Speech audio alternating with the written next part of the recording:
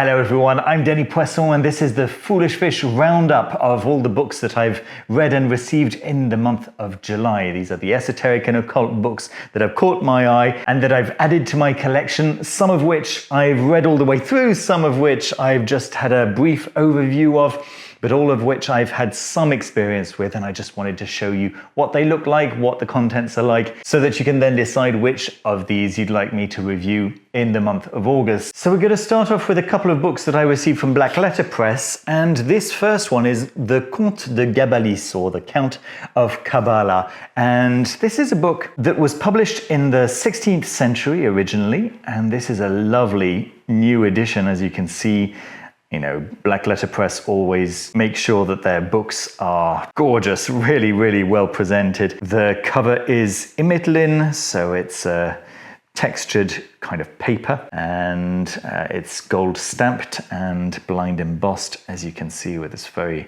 very lovely design. The idea is that this is a short novel that surreptitiously shares the secrets of the universe. The protagonist gets to meet the Count of Gabalis, and the Count of Gabalis shares all of his knowledge to the innocent, ingénieux protagonist. And yeah, it's got the main text, it's got the original text, and this edition also contains a sequel of sorts. Many sequels were written. It's almost certain that none of them were written by Montfaucon de Villars, so Abbé Nicolas Pierre Henri Montfaucon de Villars, who wrote the original, but the original captured so many people's imaginations that they decided that they would like to continue writing under the cover that this Comte de Gabalis was providing for them, right? So that they could actually share these esoteric secrets without getting into too much trouble, because they were, after all, writing works of fiction. Now, you'll notice that towards the end, and in fact, throughout the book, there are these emblemata, and these are recognizable, we're told in the introduction, as the woodcuts from Andrea Alciato's emblemata of 1531. In fact, this introduction is really helpful, gives you a really good idea of what you're reading here, but I'd like to say that the novel itself is very readable and yeah, reads a little bit as if Agrippa's 3 books of occult philosophy were captured in the form of a novel of one person explaining the secrets of the universe to another. There we go. Naturally, we've got a Smithsonian edition over here with a very lovely golden ribbon and golden head and tail bands and lovely thick paper.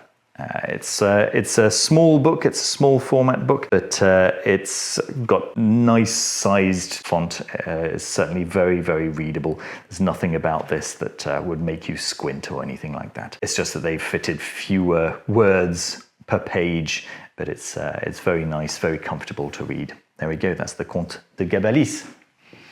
Next, also by Black Letter Press, we've got Pantographia, and this is a 16th century compilation of all of the alphabets existing at the time in the world.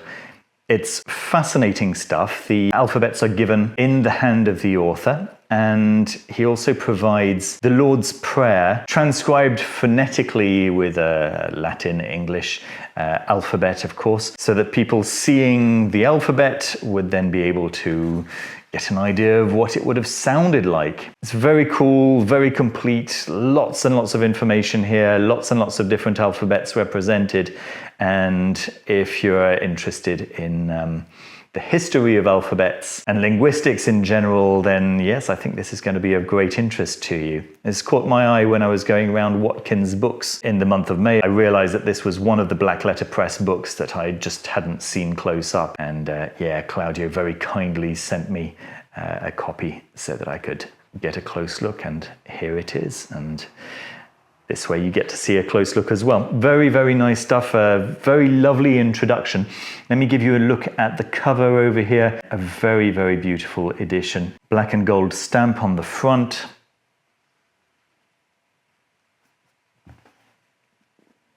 This is what the spine looks like. Very elegant, looks gorgeous on the shelf. Once again, it's immelin, so paper that's textured to look a little bit like cloth. Now this one was not hand numbered, but it is a first edition, limited to 500 copies. You probably saw that the Comte de Gabalis was hand numbered, which is quite cool. There we go. Next we've got a treat by Aula Lucis. It's De Natura Rerum.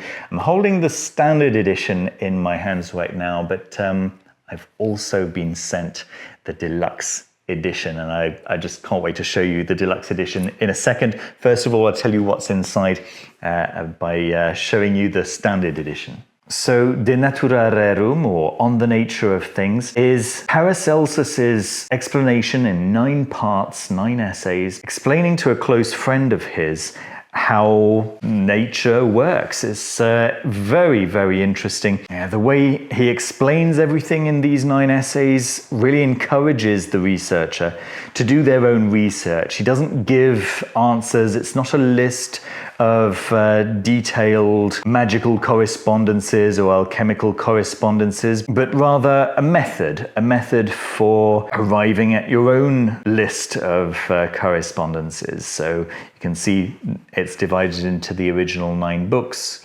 We've got some of the examples here of the titles of each of the 9 books.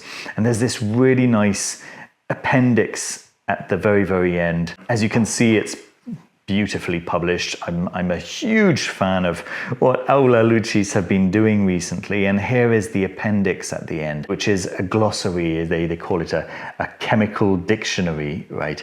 And you can see how it's done over here.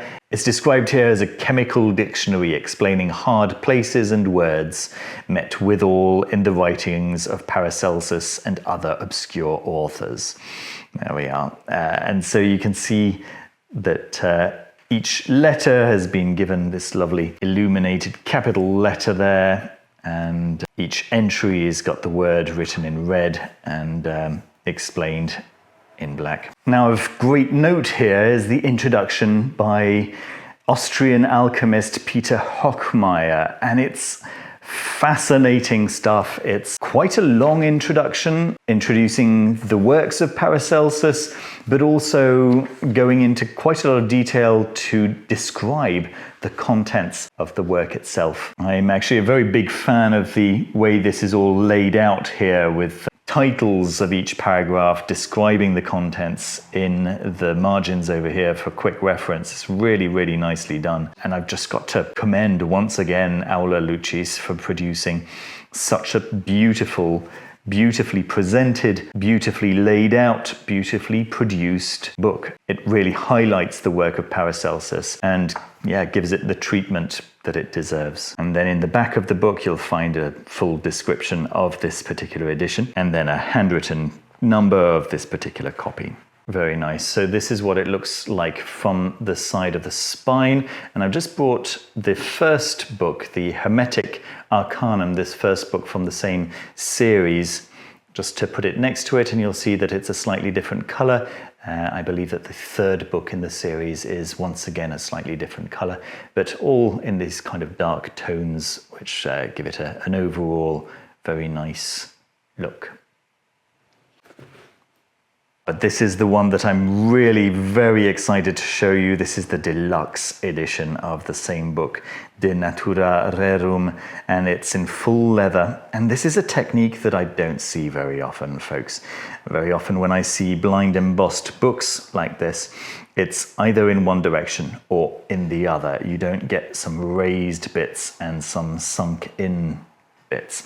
It's usually either all raised or all sunk in, but in this case they've produced something quite spectacular, actually, quite amazing. And this gold leaf embossing over here just has this very, very lovely effect in the corners, and of course in that central diagram showing the 3 alchemical parts right there. Very, very cool. And this is what the spine looks like. Really, really lovely stuff. I mean, this is this is so special, folks. This is what the back is like. So once again, we've got that blind embossing. Great stuff. Very, very impressive. This one is also hand numbered in the back.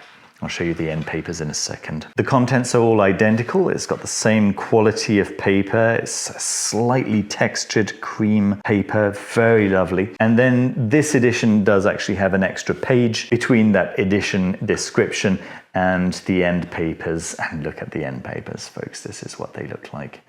This is handmade marbling. Each one of these is going to be individual and its own thing, and you can see the texture of the paint on the paper. It's just so lovely. Beautiful, beautiful work. Naturally, you find the same thing on the front, just more of the same marbling, and you can tell that it's not just an image of the marbled paper. It is in fact real marbled paper. Very, very lovely stuff. There we are, the Natura Rerum. Very cool. Now, a very exciting addition to my library this month has been the Steganographia, books 1, 2, 3, and 4 by Dr. Stephen Skinner and Daniel Clark. So the Steganographia by Trithemius is considered to be one of the source works of Western magic. Certainly, Agrippa is understood to have been one of Trithemius's pupils, and this traditionally has generally been considered to be a book on cryptography. In fact, I believe that university courses on cryptography recommend this as early reading. You can see a little typo on the cover over here. However, Dr. Skinner and Daniel Clark suggest over here that there are deeper, in fact, magical considerations that Trithemius has shared here under the guise of giving a course on cryptography. Just like with every Golden Horde book, you've got the rundown of all of the books in the collection on the front over here, and some nice color pictures all the way through.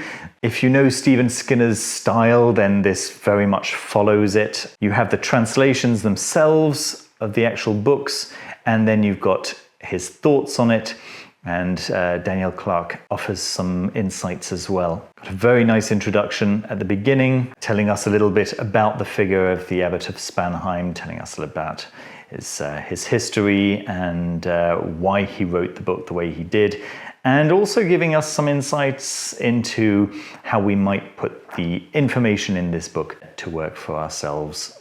So some practical information here as well. If I remember correctly, a lot of the aims in here are directed towards enabling communication at a distance between people thanks to the agency of angels. So that's fascinating stuff, and as I say, wonderful to have all 4 books collected together, translated together. Previous translations only had, I can't remember which ones, but some of the books, not all of them, as brought together here. So fantastic work by Dr. Stephen Skinner and Daniel Clark. We're pretty lucky, aren't we? So another book that I have been focusing on this month is The Hero with a Thousand Faces by Joseph Campbell. Now, this is very far from being a new book. It was originally published in the late 40s, 1949, I think it was, something like that.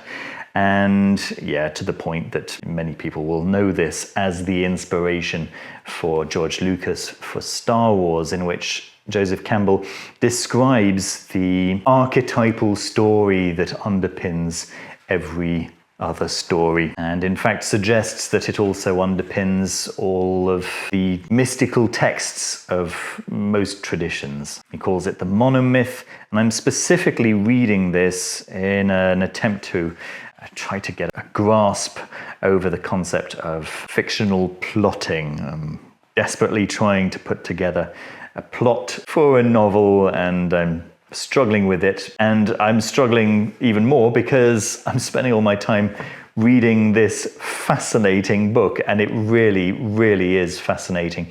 He's writing all of this in the wake of an explosion in interest in the unconscious mind. So a lot of this is through the lens of comparing mythological story patterns with Jung's process of individuation and that kind of stuff. I'm going to go ahead and say that it's essential reading. It's certainly a very interesting lens through which to understand the mythology of the world. And his explanation of how this all comes together is quite compelling, actually, when we think about the overlap between the mythologies of different places that presumably had no contact with each other. If they are, in fact, descriptions of universal truths, truths that are universal to all human beings, then, yeah, I suppose it does in fact makes sense. It's really nicely written. My wife described it as the women who run with wolves written from a masculine perspective. So while the women who run with the wolves is full of emotion,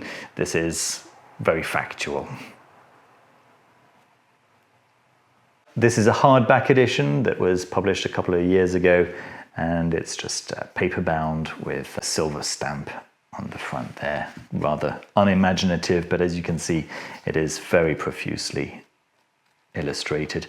Yeah, the paper is pulpy, although it is Smith sewn. It's not perfect bound. You do see the individual signatures there, but it's rather crudely glued together, as you might expect from a rather inexpensive mass market book. The construction certainly isn't bad, and I don't feel like it's going to fall apart or anything like that.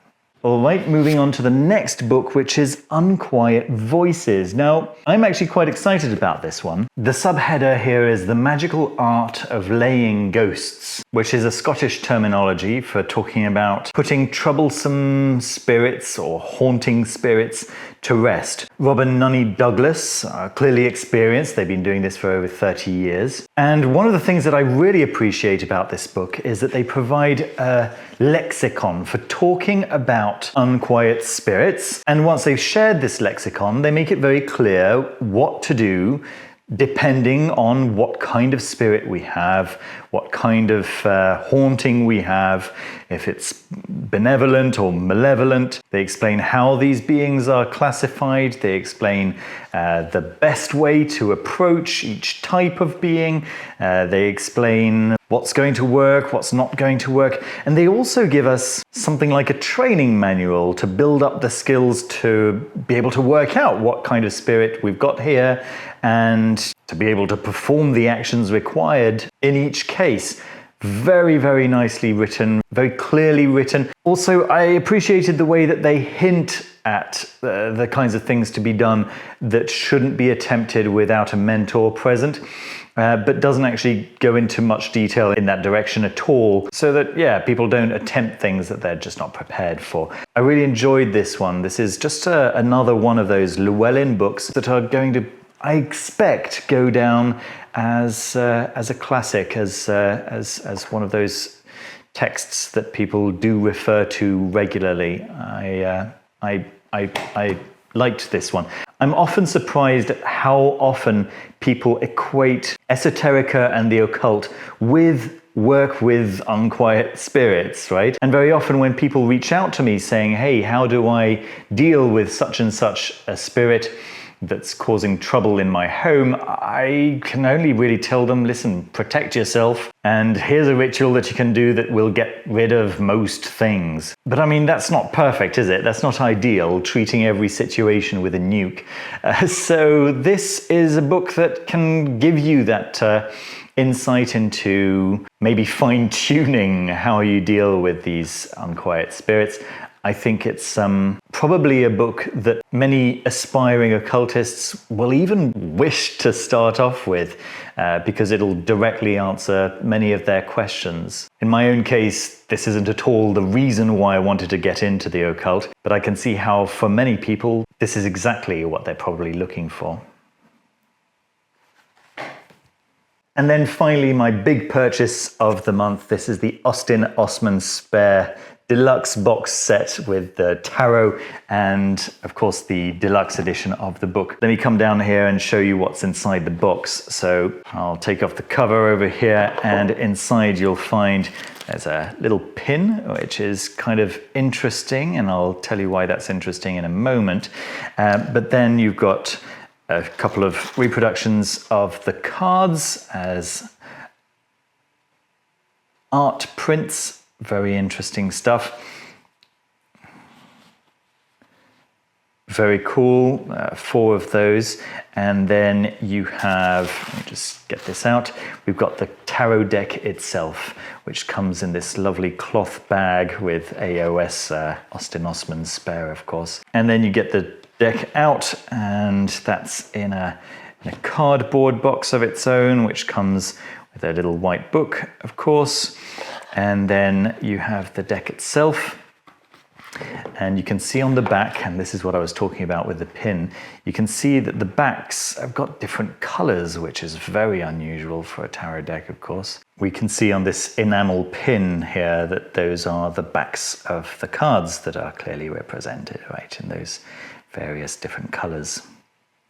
Then you have the tarot, its occult signification, use in fortune telling and method of play, etc. by Samuel Liddell McGregor Mathers, an Austin Osman spare tarot source book. So that's just a little paperback that's added to the set here. It's kind of interesting. And then on the other side of that, if you flip it over, you have How to Tell Fortunes by the Cards Tarot Method. I've no idea how to pronounce that word. Tuila cards, crystal gazing, teacup lore, etc. by Raposa, also an Austin Osman spare tarot source book. And that's basically the other half of the book. Yeah, so the book is in 2 directions. Yeah, very, very lovely stuff.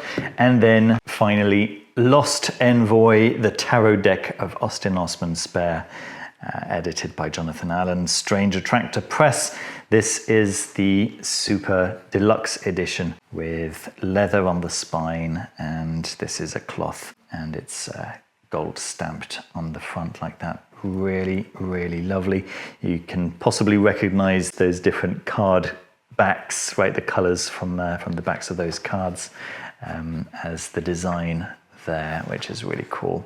And yeah, this is fascinating stuff, folks. Yeah, obviously it's drawing parallels with the Thoth Tarot, but this goes into a lot of detail regarding the Austin Osman spare tarot, and gives you some insights about the many, many puzzles that exist in this deck. So you'll be able to see that some of these have got patterns that go through them, right? But it's not always successive cards. In this case, it is a 4 of spades, a 5 of spades, 6 of spades, and 7 of spades.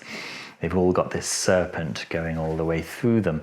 But you'll also spot that different combinations of cards make sense, right? And this was one of the first things that I spotted, was these kind of half designs on the edges of these cards that don't correspond to the next card along. So you have to then go and find the next card that actually makes sense to go with it, right? I'm not going to find that particular one. There are dozens of possible combinations, but the cards themselves as individual cards, very beautiful, very, very interesting. They feel very personal. They feel very individual. They feel like the work of someone working hard at magic, not necessarily someone working hard at making lots of money from the concepts of magic.